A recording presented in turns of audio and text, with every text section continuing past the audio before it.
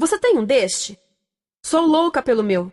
Na verdade, adoro todas as minhas coisas. Já se perguntou de onde vêm todas as coisas que compramos e para onde vão quando nos desfazemos delas? Não conseguia deixar de pensar nisso, por isso quis saber mais sobre o assunto. E os livros diziam que as coisas se deslocam ao longo de um sistema. Da extração para a produção, para a distribuição, para o consumo e para o tratamento de lixo. Isso tudo se chama a economia de materiais. Bem, estudei um pouco mais. Eu passei 10 anos viajando pelo mundo atrás de pistas de onde vêm as nossas coisas e para onde vão. E sabe o que eu descobri? Esta não é toda a história. Falta muita coisa nessa explicação. Em primeiro lugar, neste sistema parece que está tudo bem, sem problemas. Mas, na verdade, é um sistema em crise, porque trata-se de um sistema linear, e nós vivemos num planeta finito, e não se pode gerir um sistema linear num planeta finito, indefinidamente. Em todas as suas etapas, este sistema interage com o mundo real. A vida real não acontece numa página em branco. Interage com sociedades, culturas, economias, o ambiente, e durante as etapas a vida vai se chocando contra seus limites. Limites que aqui não vemos porque o diagrama está incompleto. Então voltemos atrás para preencher alguns espaços e ver o que falta.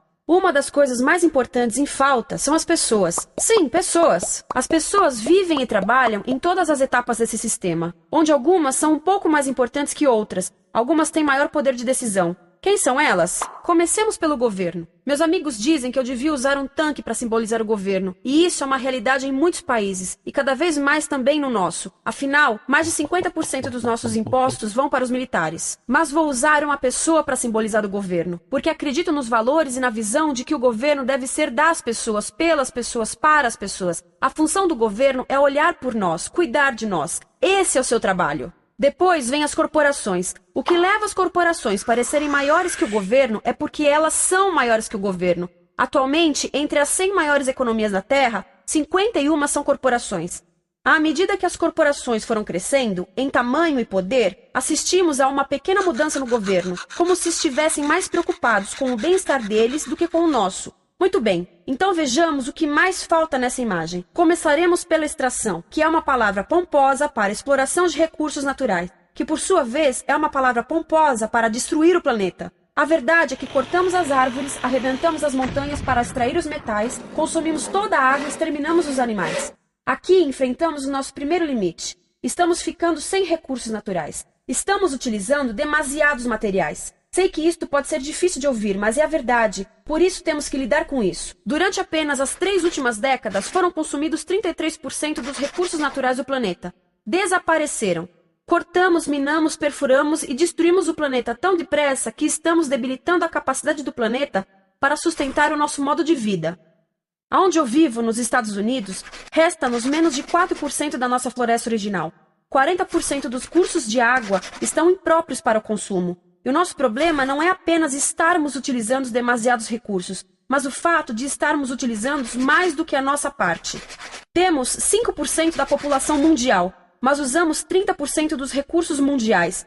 Se todos consumissem ao ritmo dos Estados Unidos, precisaríamos de 3 a 5 planetas. E sabem uma coisa? Só temos um. Então, a resposta do meu país a essa limitação é simplesmente ir tomar dos outros. Este é o terceiro mundo, que alguém dirá tratar-se apenas de uma expressão para designar o local para onde foram as nossas matérias-primas. E o que é que acontece? A mesma coisa, destruição do local. 75% das zonas de pesca do planeta estão sendo exploradas ao máximo ou além da sua capacidade. Desapareceram 80% das florestas originais do planeta. Só na Amazônia perdemos 2.000 árvores por minuto, o equivalente a um campo de futebol por minuto. Então, e as pessoas que vivem aqui? Bem, de acordo com esses sujeitos, eles não são donos desses recursos. Mesmo que vivam lá há gerações. Não são donos dos meios de produção, nem compram muitas coisas. Nesse sistema, quem não possui nem compra muitas coisas não tem valor. A seguir, as matérias-primas seguem para a produção, onde utilizamos energia para misturar químicos tóxicos com recursos naturais para produzir produtos contaminados com tóxicos. Há atualmente no comércio mais de 100.000 químicos sintéticos. Apenas um punhado foi testado para avaliar o seu impacto na saúde, e nenhum foi testado em relação aos impactos sinérgicos na saúde, ou seja, a interação com todos os outros químicos aos quais estamos expostos diariamente. Por isso, desconhecemos o impacto total deles na saúde e no ambiente. Mas sabemos uma coisa: os tóxicos entram e saem. Enquanto continuarmos a introduzi-los nos nossos sistemas de produção industrial, continuaremos a inserir esses tóxicos nos produtos que levamos para nossas casas, trabalho e escolas, e claro, para nossos corpos. Como os BFRs, ou retardantes de incêndio à base de brometo, que tornam as coisas mais resistentes ao fogo, mas são super tóxicos. São neurotóxicos, ou seja, tóxicos para o cérebro. O que é que estamos fazendo usando esses químicos? Apesar disso, os usamos em nossos computadores, eletrodomésticos, sofás, colchões e até alguns travesseiros. Sim, pegamos nossos travesseiros, os revestimos com neurotoxinas, levamos para casa e dormimos por 8 horas com eles. Não sei, mas acho que num país com tanto potencial, poderíamos ter uma maneira melhor de evitar que as cabeças peguem fogo à noite. Sabia que essas toxinas vão se acumulando ao longo da cadeia alimentar e se concentram nos nossos corpos? Sabe qual é o alimento do topo da cadeia alimentar com o nível mais elevado de químicos tóxicos? O leite materno. Isto significa que os menores membros das nossas sociedades, os nossos bebês, recebem as maiores doses de químicos tóxicos das suas vidas a partir do leite das suas mães. Não acha que é uma incrível violação? A amamentação deveria ser o mais importante ato humano de nutrição. Deveria ser algo sagrado e seguro. A amamentação continua a ser o melhor e as mães devem amamentar, mas nós deveríamos proteger esse ato. Eles deviam protegê-lo. Eu pensava que zelavam pelos nossos interesses. As pessoas que mais sofrem com esses produtos químicos são os trabalhadores das fábricas. Muitos são mulheres em idade reprodutiva que trabalham com toxinas que afetam a gestação, carcinogênicos e muito mais. Agora eu pergunto, que tipo de mulher em idade reprodutiva trabalharia no emprego deste, exposta a estas toxinas, a não ser uma mulher sem outra alternativa?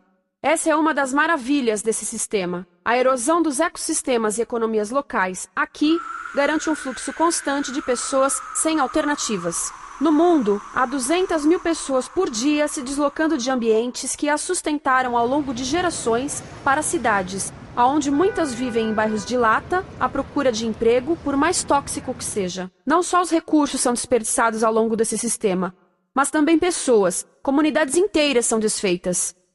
Sim, as toxinas entram e saem. Muitas delas saem das fábricas em produtos, e muitas mais saem como subprodutos, ou poluição. E estamos falando de muita poluição. Nos Estados Unidos, as indústrias admitem liberar mais de 1.800.000 quilos de químicos tóxicos por ano.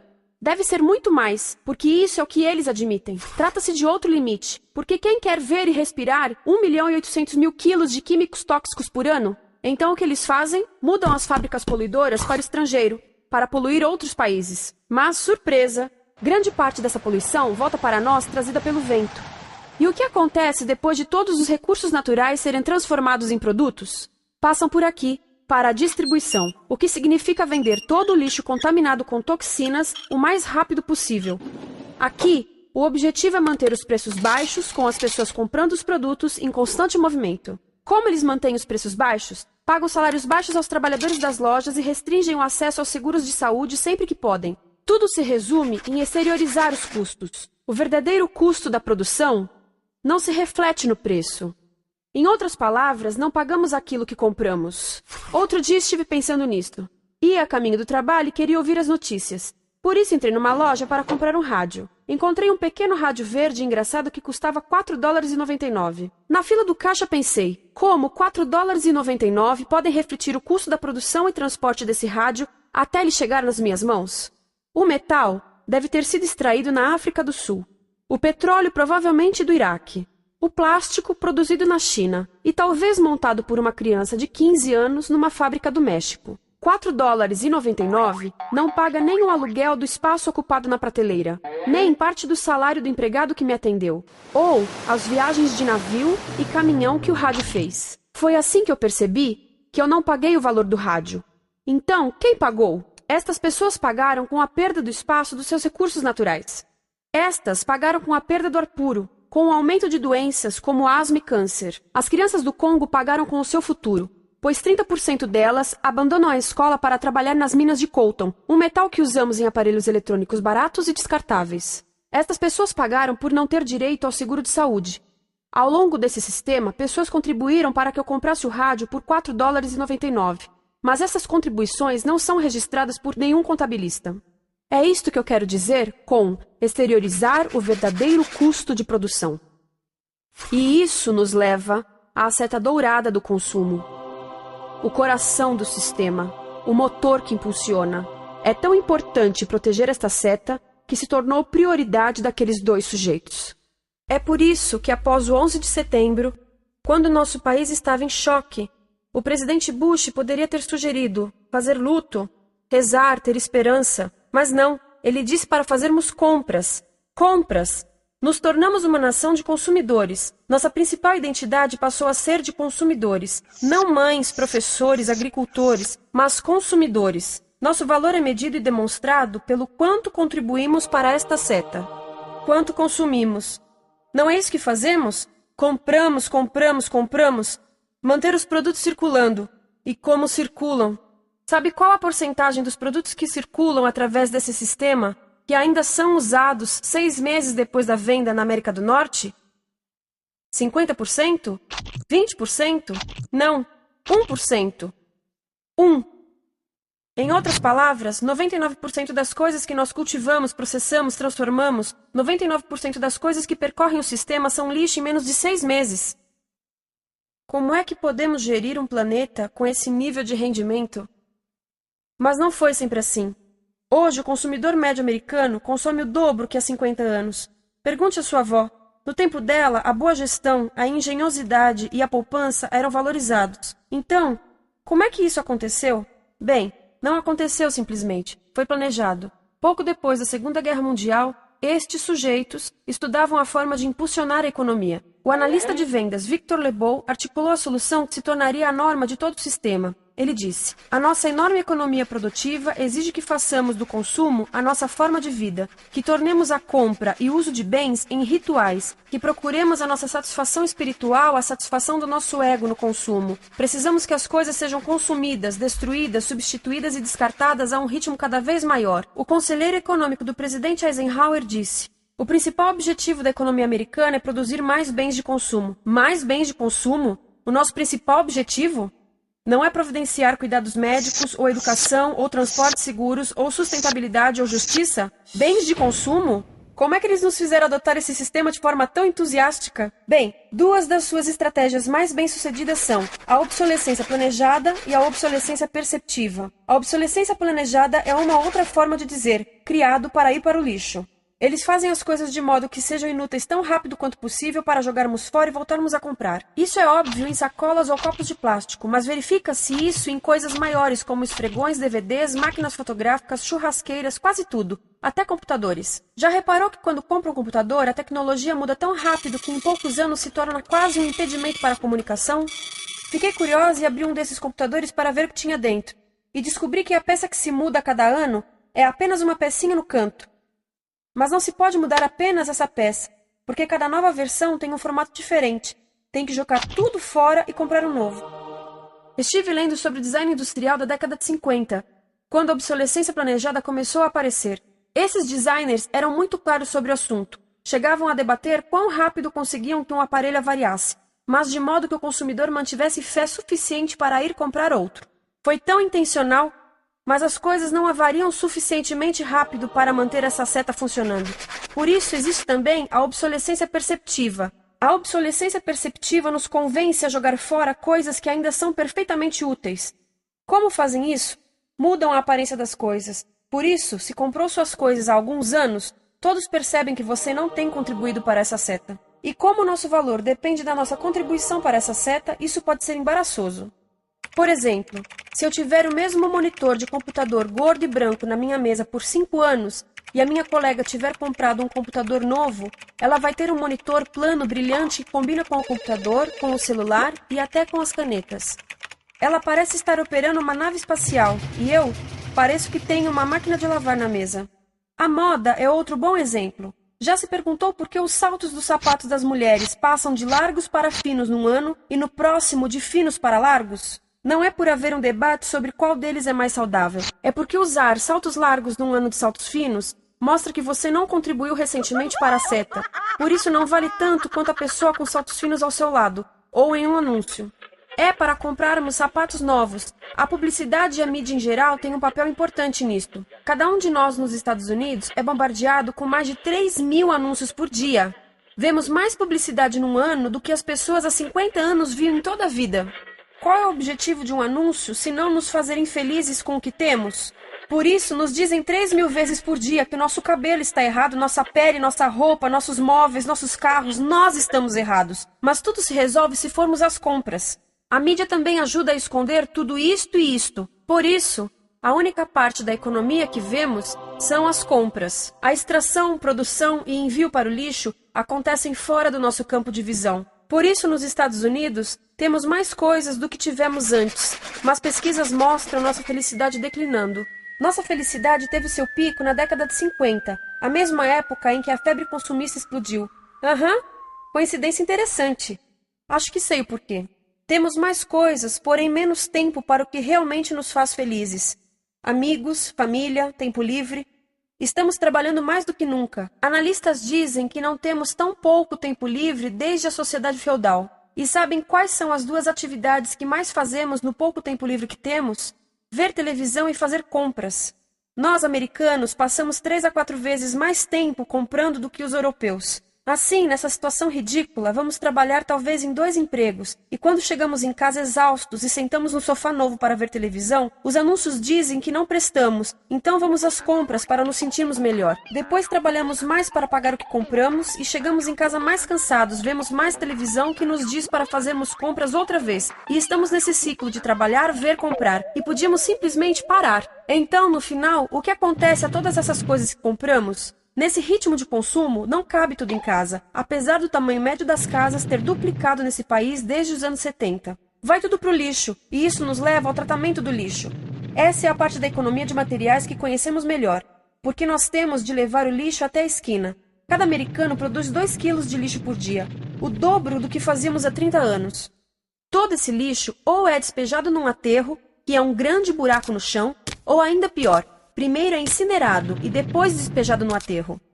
As duas formas poluem o ar, o solo, a água, sem esquecer que alteram o clima. A incineração é realmente ruim. Lembra daqueles tóxicos da fase da produção? Bem, queimar o lixo libera esses tóxicos no ar. Pior ainda, produz supertóxicos novos, como a dioxina. A dioxina é a substância mais tóxica feita pelo homem, e os incineradores são a principal fonte de dioxina. Isso significa que podemos parar a principal fonte da mais tóxica substância conhecida e feita pelo homem, simplesmente parando de queimar o lixo. E podemos parar hoje. Algumas empresas não querem criar aterros e incineradores aqui. Por isso, também exportam os resíduos. Então, e a reciclagem? A reciclagem ajuda? Sim, a reciclagem ajuda. Ela reduz o lixo nessa extremidade e depois reduz a pressão para minerar e colher mais nessa extremidade. Sim, todos devemos reciclar, mas reciclar não é o suficiente. Reciclar nunca será suficiente, por 2 razões. Primeiro, o lixo que vem das nossas casas é apenas a ponta do iceberg.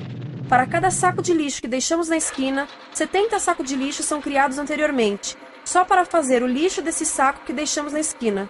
Assim, mesmo que pudéssemos reciclar 100% do lixo das nossas casas, não se chegaria ao coração do problema. Além disso, grande parte do lixo não pode ser reciclado, ou porque contém demasiados tóxicos, ou porque é criado de início para não ser reciclável, como aquelas caixas de suco, que têm as camadas de metal, papel e plástico, todas coladas. Não dá para separar essas camadas para reciclá-las. Como se vê, é um sistema em crise. Por todo o percurso, estamos batendo em limites, do clima em mudança ao decréscimo da felicidade. Simplesmente não está funcionando. Mas a parte boa de um problema tão generalizado é haver tantos pontos de intervenção. Há pessoas trabalhando aqui salvando florestas, e aqui na produção limpa. Pessoas trabalhando em direitos do trabalho, em comércio justo, em consumo consciente, no bloqueio de aterros e incineradores. E muito importante, em recuperar o nosso governo, para que seja realmente pelas pessoas e para as pessoas. Todo esse trabalho é criticamente importante, mas as coisas vão realmente começar a se mover quando enxergarmos as ligações, quando enxergarmos o panorama geral. Quando as pessoas ao longo do sistema se unirem, poderemos reivindicar e transformar esse sistema linear em algo novo, um sistema que não desperdice recursos ou pessoas, porque aquilo de que precisamos nos livrar é da antiga mentalidade de usar e jogar fora. Há uma nova escola de pensamento nesse assunto, e é baseada em sustentabilidade e equidade, química verde, 0 resíduos, produção em ciclo fechado, energia renovável, economias locais vivas, já está acontecendo. Há quem diga que é irrealista, idealista, que não pode acontecer. Mas eu digo que quem é irrealista são os que querem continuar pelo velho caminho. Isso é que é sonhar. Lembre-se que a velha forma não aconteceu por acaso. Não é como a gravidade que temos que conviver. As pessoas a criaram, e nós também somos pessoas. Por isso, vamos criar algo novo.